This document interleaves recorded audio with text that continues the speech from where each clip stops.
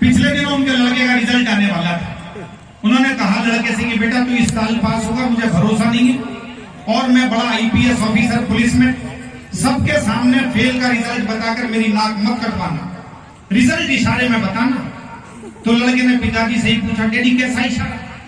तो भाई ने समझा दिया कि देख एक विषय में फेल हो जाए तो कहना डैडी जय श्री राम, 2 विषय में फेल हो जाए तो कहना डैडी राधा कृष्ण 2 थे, 3 विषय में फेल हो जाए तो कहना डैडी ब्रह्मा विष्णु महेश। समझ गया? बोला समझ गया। अगले दिन रिजल्ट लेकर आया, पिताजी ने पूछा बेटे क्या रहा तेरे रिजल्ट का? बोला डैडी सांची दरबार। तालियां मिलकर बता दीजिए, मुझे भी सांची दरबार की जय करनी है और अपनी कविताएं आप तक पहुंचानी। मैं सौरभ से कह रहा था कि देख भैया विंध्य प्रदेश ये मस्ती का इलाका है, यहाँ आओ तो ज्यादा परेशान होने की जरूरत नहीं है। मैं एक बिल्कुल सच्ची घटना बता रहा हूँ आपको। अभी पिछले दिनों वो सतना के पास एक गांव में दंगल हुआ। एक पहलवान ने ओपन चैलेंज कर दिया, बोला इस गांव में मेरी टक्कर का कोई भी पहलवान हो तो कुश्ती में लड़कर मुझे हरा कर दिखाए, वरना इस गांव की ना कटी हुई मानी जाएगी।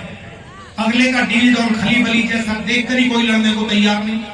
4 लड़के इकट्ठे हुए, बोले भैया वो जो गांव के सबसे बुजुर्ग हैं, 80 वर्ष के अनुभवी आदमी, व्यापारी आदमी, सेठ जी, हमारे राजेंद्र जी जैसे छोटे कद के बड़े अनुभवी आदमी, उनसे इलाज पूछो। सेठ जी के पास गए, वो बोले इमरजेंसी कंडीशन है, खुद चल के इलाज करूंगा। अखाड़े में आए पहलवान से बोले मैं लड़ूंगा तेरे साथ कुश्ती। लड़कों ने माथा पकड़ लिया, बोले चाचा अपनी उम्र देखो 82 साल की, कद देखो 5 फुट 2 इंच का। सेठ जी अनुभवी आदमी बोले चिंता मत करो, जिंदगी भर ऐसे ही निपटाएं, अभी निपटाता हूं इसको। रीवा वालों बात का आनंद लेना। जैसे ही पहलवान ने दाव मारने के लिए उसे कंधे पर लिया, अगलों ने तुरंत उसकी गर्दन में हाथ फंसा दिया और कान के पास मुंह लाकर बोले चित्त हो जा, 10 लाख रुपए दूंगा। और ज्यादा ताली बजाने वाली बात, ये अहिंसक देशभक्ति, लड़ाई नहीं, झगड़ा नहीं, कोर्ट नहीं, कचहरी नहीं, थाना नहीं, मुकदमा नहीं, काम वही हो रहा जो होना चाहिए। पहलवान ने तिरछी नजर करके देखा उसकी तरफ, तो एक बात और बोल दी, साले 100 कुश्ती लड़के भी जीवन में 10 लाख नहीं कमा सकते। भाई ने पूरे इलाके की तरफ से समझा दिया। पहलवान की समझ में 1 सेकंड में बात आ गई। समझाने वाला चाहिए आदमी। सेठ जी को घेरने के चक्कर में ऐसे गिरा, खुद ही चारों खाने चित हो गया।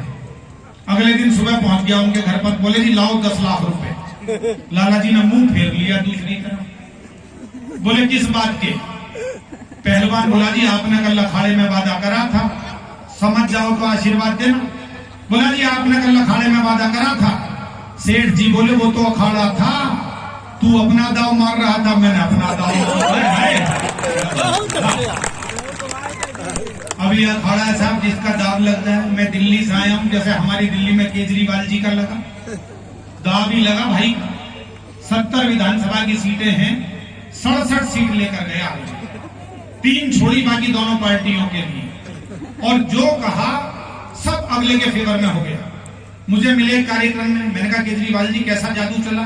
बोले जब वक्त मेहरबान तो सब चलता है। बोले हमने जनता में जाकर कहा दोस्तों, नौजवान साथियों, यदि तुमने इस चुनाव में हमें वोट दिया तो 15 दिन में वाईफाई, 15 दिन में वाईफाई, 15 दिन में वाईफाई। हमने कहा वाईफाई, और नौजवान लड़के समझे वाइफ आई।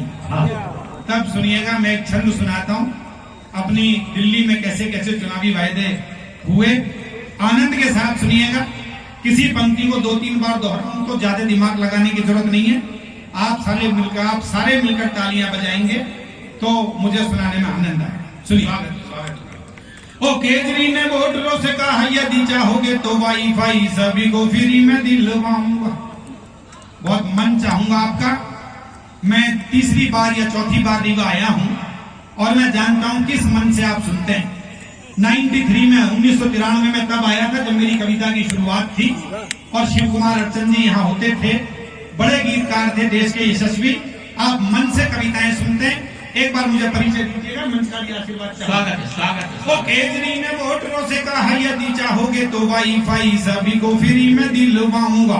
7 सागरों का जल बाल्टी में भर लूंगा, सूरज को उत्तर दिशा में छिपवाऊंगा, सूरज को उत्तर दिशा। ऐसे नहीं, जरा साथ में रिदम से तालियों से। सूरज को उत्तर दिशा में छिपवाऊंगा, सूरज को उत्तर दिशा में छिपवाऊंगा, जहां भी कहोगे वहां बाढ़ को मैं भेज दूंगा। और जहां भी कहोगे वहां बाढ़ को मैं भेज दूंगा, जहां भी कहोगे वहां सूखा पड़वाऊंगा। और आपको लगे अगली पंक्ति मैंने व्यंग में अपने ढंग से इशारा किया है आज की राजनीति की तरफ, तो जरा रीवा की मोहब्बत मेरे खाते में दर्ज हो। और जहां भी कहोगे वहां बाढ़ को मैं भेज दूंगा, जहां भी कहोगे वहां सूखा पड़वाऊंगा। एक बार बस जरा जीत मुझे दिलवा दो, गंजों के सिरों पे भी मैं बालू डुबाऊंगा, गंजों के सिरों पे भी मैं बालू डुबाऊंगा, गंजों के सिरों पे। पीछे तो एक बाबूजी ने सिर पे हाथ फिराया, बोले केजरीवाल की मेहरबानी हो गई तो फसल यहां भी लहला सकती है। एक छंद और सुनिएगा, मेरी पसंद का छंद है। छंद का शीर्षक है चमचे की विशेषताएं। क्या बात है? ये मैं शैलेश भाई को भेंट करना चाहूंगा, क्योंकि ये भाई ने बहुत कम सुनाया है। एक बार उन्होंने बुलाया था मुझे शेमारू टेलीविजन पर, तो वहां मैंने सुनाया था, उन्हें भी ये छंद पसंद है। और ये मत मानिए कि चमचा केवल राजनीति में मिलता है, जहां जहां पतीला होता है चमचा वहां पहुंच जाता है। स्कूल में, कॉलेज में, प्रबंधन संस्थान में मौका पड़ने पर मंच पर भी मिलेगा। जहां पतीला होगा चमचा वहां पहुंच जाएगा। लेकिन उसकी असली विशेषता क्या है, ये चौथी पंक्ति में आपको पता लग जाए तो जरा मुझे आशीर्वाद देना। स्वागत, मैं बताता हूं। मिश्र जी पहली बार सुना रहा हूं रीवा में, और मंच का भी मन चाहूं। ओ कोई न था आसपास, नेताजी भी थे उदास, चोरी छिपे नेताजी की दुम हुआ चमचा। हाय हाय, नेताजी के बंधन में हर अभिनंदन में, उनके माथे का कुमकुम हुआ चमचा, उनके माथे का। मैं दोहराऊं तो जरा साथ आए, मुझे भी सांस लेने के लिए थोड़ी सी स्पेस मिलेगी। उनके माथे का कुमकुम हुआ चमचा, उनके माथे का कुमकुम हुआ चमचा। नेताजी हंसे तो मुआ, तालियां बजाने लगा। ओ नेताजी हंसे तो मुआ, तालियां बजाने लगा, दुखी होने पर गुमसुम हुआ चमचा। अगली पंक्ति यदि इशारा समझ जाए तो संकोच मत करना, फिर आशीर्वाद दे देना। ओ नेताजी हंसे तो मुआ, तालियां बजाने लगा, दुखी होने पर गुमसुम हुआ चमचा। नेताजी की सभा में जो जूतों की बौछार हुई, गधे के सींग जैसा गुम हुआ चमचा, गधे के सींग जैसा गुम हुआ चमचा, गधे के सींग जैसा। बहुत आनंद शुभकामनाएं देता हूं आयोजन समिति को, पूरे परिवार को, जिन्होंने शंभुनाथ जी की स्मृति में ये समारोह आयोजित किया। वरना आजकल दूसरी तरह के कार्यक्रम ज्यादा हो रहे हैं, क्योंकि हमारे खाने पीने, बोलने चालने में हर चीज में परिवर्तन आता जा रहा है।